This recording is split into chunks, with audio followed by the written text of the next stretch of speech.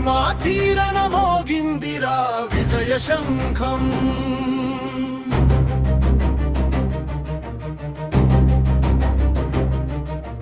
మహర్ల గుండెల్లో రేగిందిరా రణనినాదం.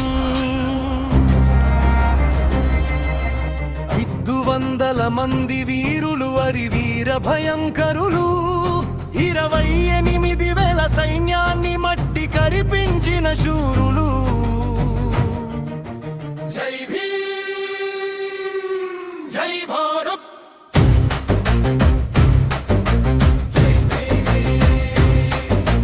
చరిత్ర పుటల్లో నిలిచిన జయ సమరమిదిగో చూడు.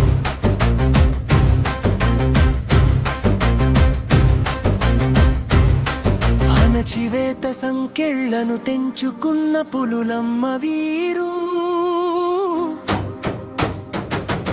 అవమానాల అగ్నిలో పుట్టిన పిడుగులమ్మ వీరు. పేష్వాల అహంకారాన్ని అణచగసాగారు, గడ్డపారలు పట్టి గండ్రగొడ్డళ్ళు పట్టి ప్రాణాలకు తెగించి పోరుకు సిద్ధమయ్యారు. ఒక్కొక్క మహర్ సైనికుడు 100 మందికి సమానం. వాడి వేడి కత్తులతో సాగింది శిరఛేదం. జనవరి 1 నాడు సూర్యుడు ఎర్రబడ్డాడు.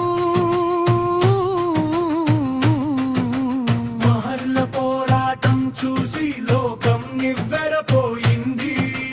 దళితుల ఆత్మగౌరవం ఢిల్లీ దాకా పాకింది.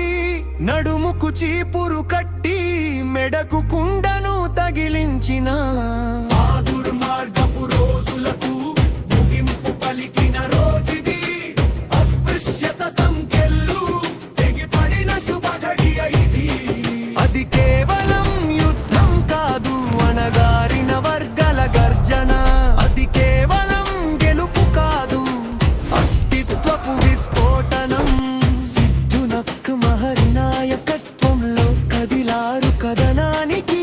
దేహం కోసిన ప్రాణం పోయినా వెనుకాడలేదు రణానికి. పేష్వా సామ్రాజ్యపు పునాదులు కదిలిపోయెను. మహర్ల పౌరుషముందర గర్వం మట్టిలో కలిసెను. విజయ స్తంభం సాక్షిగా వీరుల త్యాగం అమరం. ప్రతి ఏటా మన గుండెల్లో ఈ పోరాటం నిరంతరం. చదువును ఆయుధంగా మలిచిన బాబా సాహెబ్ స్ఫూర్తితో కుల వివక్షను అంతం చేద్దాం సమ సమాజ లక్ష్యంతో. వందనాలు వందనాలు కొరేగావ్ వీరులకు. జోహార్లు జోహార్లు అరి వీర మహర్ సైనికులకు. భీమా తీరన మోగిందిరా విజయ శంఖం.